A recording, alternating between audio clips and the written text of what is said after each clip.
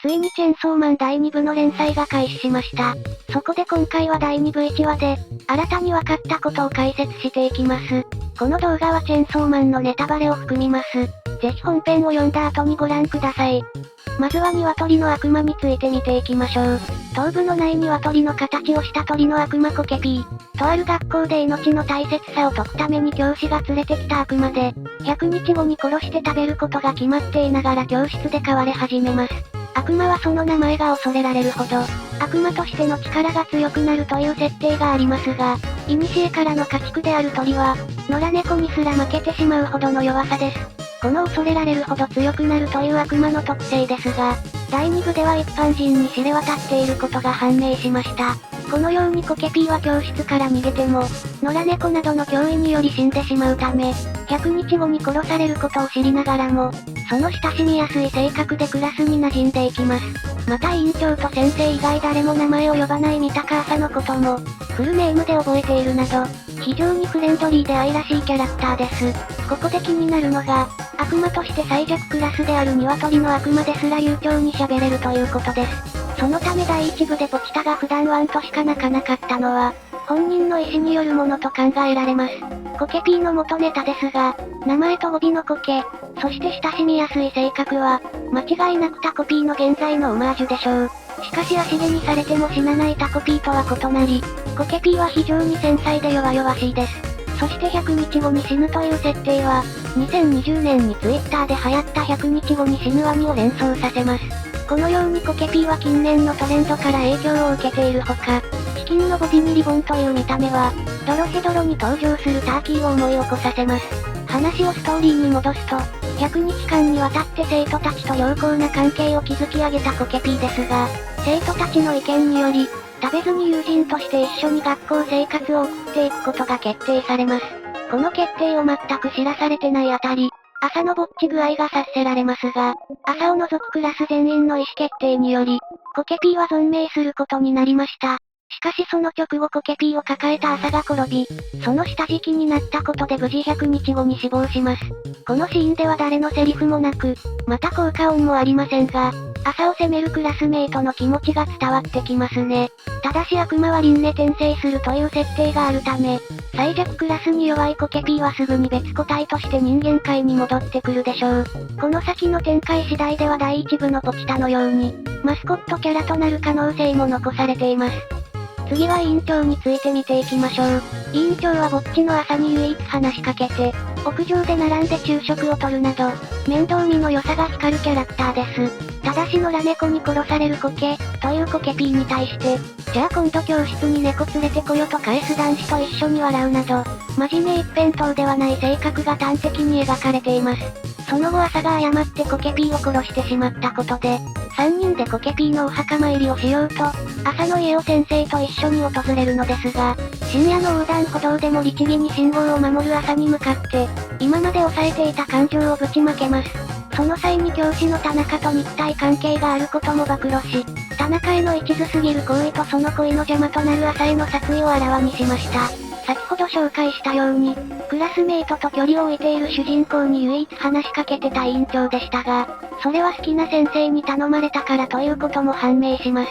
そんな委員長ですが、このように様々な心の内を暴露する過程で姿が変わり、最終的には異様の姿へと変形し朝を襲います。第1部では悪魔と契約していたのは、基本的にヤクザやデビルハンターでしたが、第2部では普通の学生でも悪魔と契約できてしまうことが分かりました。また第1部の終盤で公安の職員が大勢死んだことで、第2部では悪魔の被害が拡大し治安が悪化しているとも考えられます。ちなみに委員長は朝と違いクラスの輪の中にいましたが、誰からも名前を呼ばれることなく全員から委員長と呼ばれていたため、先生から名前を呼ばれ気にかけられている朝のことを、羨ましいと感じていました。委員長が契約した正義の悪魔ですが、第1部で登場した筋肉の悪魔と造形がよく似ています。正義の悪魔には複数の顔があり、また地に足がついているのが特徴ですが、果たして本当にこの悪魔が正義の名を冠するのかは不明です。また正義の名を冠していますが、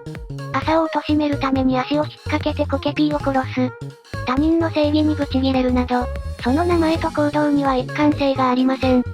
次にチェンソーマン第1部の主役デンジを差し置いて登場した、三鷹朝について見ていきましょう。朝はクラスに馴染めず一人でいることを良しとする女子高生です。連載開始前にも彼女がデンジと睨み合うイラストが公開されていましたが、この構図は過去の週刊少年ジャンプの表紙絵に描かれた、マキマとデンジの関係を示唆しているかのようです。朝は廊下を広がって歩く生徒やトイレでたむろする女子生徒、そしてリア充に死ねと思ってしまうタイプで、クラスでの影が薄すぎるせいか自分の席をコケピーに取られたり、クラスメイトからも名前を覚えてもらえないなど明らかに浮いていることがわかります。そんな朝ですが、過去に悪魔に両親を殺されており、第一部の秋と同様に悪魔嫌いで、両親がいないためか狭いアパートに一人で住んでいます。年齢についてですが、高校生であることは確定しているものの正確な年齢は不明です。朝は正しいことを守ろうとする性格で、深夜でも信号をしっかり守り、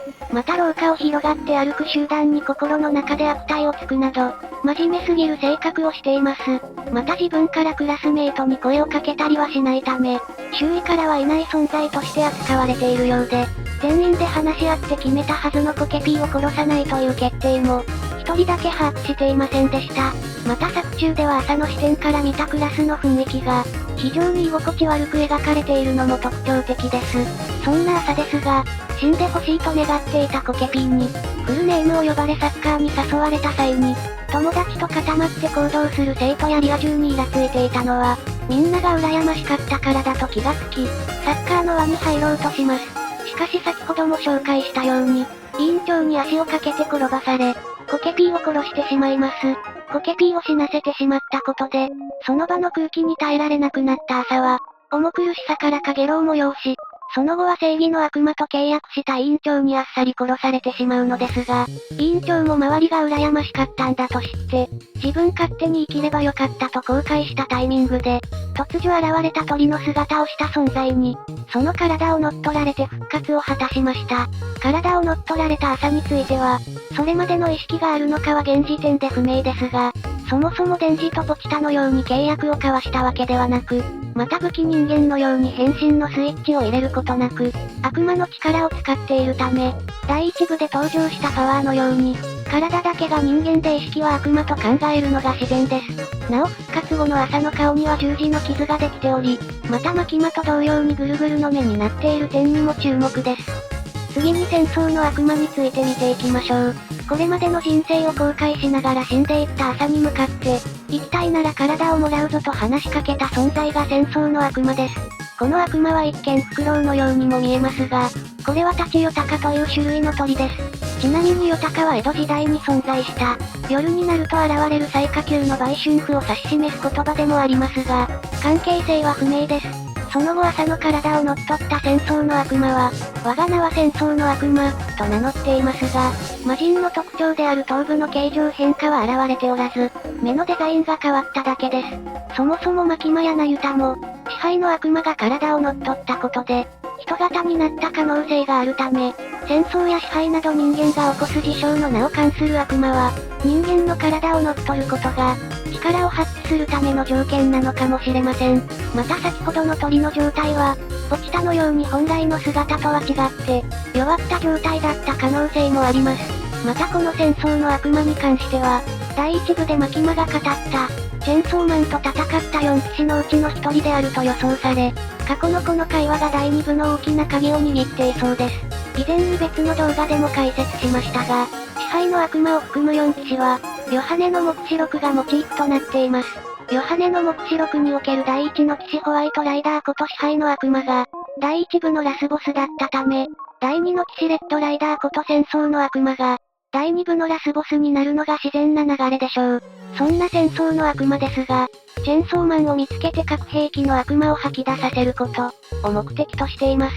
デンジが第一部で語っていた、俺が知り合う女が全員俺のこと殺そうとしてくるという展開が、今回も当てはまりそうです。戦闘面での戦争の悪魔はキスで締めるハッピーエンドにこだわりがあるのか、最後は先生と委員長をキスさせていました。この時の爆発シーンは、藤本達樹先生のさよならエリという読み切り作品の、爆破シーンをセルフオマージュしたものとなっています。ここで戦争の悪魔の能力について見ていきましょう。戦争の悪魔の能力の一つは、他人の肉体を武器に変換する能力です。この能力によって田中先生は田中脊髄剣となり、委員長の手は手榴弾になっています。ちなみに田中脊髄剣は週刊少年ジャンプで連載されていた、ボボボーボボーボボというギャグ漫画に登場した、田中ソードが元ネタです。それを示すかのように、田中脊髄剣の擬音もボボボボボボボボとなっています。この能力によって生成された武器ですが、どのような要因で強さや威力が決まるのかは現時点では不明です。しかしながら戦争の悪魔は、